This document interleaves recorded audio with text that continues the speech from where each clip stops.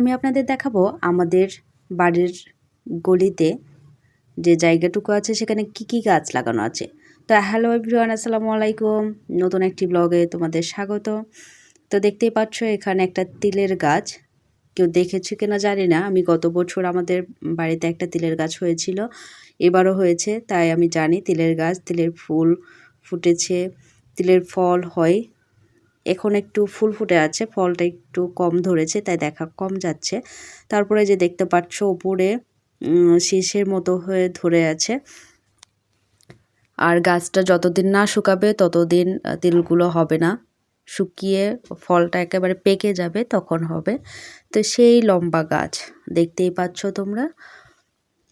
তো অনেক ভালো লেগেছে যে পুরাতন তিল পড়ে তিলের গাছটা হয়ে গেছে।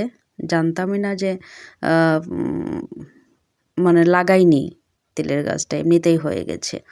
তো দেখতেই পাচ্ছ এদিকে আরও কিছু গাছ আছে। এখানে যে নারিকেলের গাছ বা যেটা ডাবের গাছ বলে, ঝাউ গাছ, নয়নতারা, সাদা গোলাপি দুটোই আছে। আর ভিডিওটা আমি করিনি, আমার বোনের মেয়ে করেছিল, আর ভয়েসটা আমি দিয়ে দিলাম। আমার ফোনে করেছিল। এই যে গাঁদা ফুল সুন্দর করে পিচ্চি হাতে পিচ্চি কণ্ঠে ভয়েসটা দিয়েছিল। বাট ছোটদের কণ্ঠ যদি ভয়েস দিই তাহলে কোনো মনিটাইজেশন বা কোনো ইস্যু চলে আসবে, সেজন্য দিতে পারলাম না। তো ও সুন্দর করে ভয়েস দিয়ে ভিডিওটা বানিয়েছিল। তো পরবর্তীতে আমি ভয়েস দিচ্ছি। দেখো এখানে রঙ্গন গাছ আগেরটা দেখালো। ও ভালো বলতে পারবে এগুলো গাছগুলো কি ফুলের, আমি অতটা জানি না।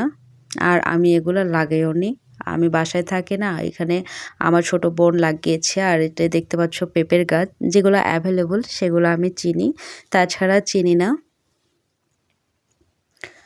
এই যে এখানে মাধবীলতা, নয়নতারা, ডাব গাছ, গাঁদা, ও পাশে কি যেন ওটা আনারস গাছ লাগানো ছিল, সেটা দেখায়নি। আর যে গাঁদা ফুল, এখানে আমি গাঁদা ফুল গাছ লাগাচ্ছিলাম। আর এইটা যেন কিসের গাছ ও বলতে পারবে। আর যেখানে লিলি ফুলের গাছ, ওয়াটার লিলি, দেখতেই পাচ্ছ এখানে কয়েক রকম গাছ, অনেক সুন্দর। আর এই ভিডিওটা করা কিছুদিন আগে, এখন নতুন না, তাই ফুল ফোটে নেই। কেমন লাগলো জানাবে। আল্লাহ হাফেজ।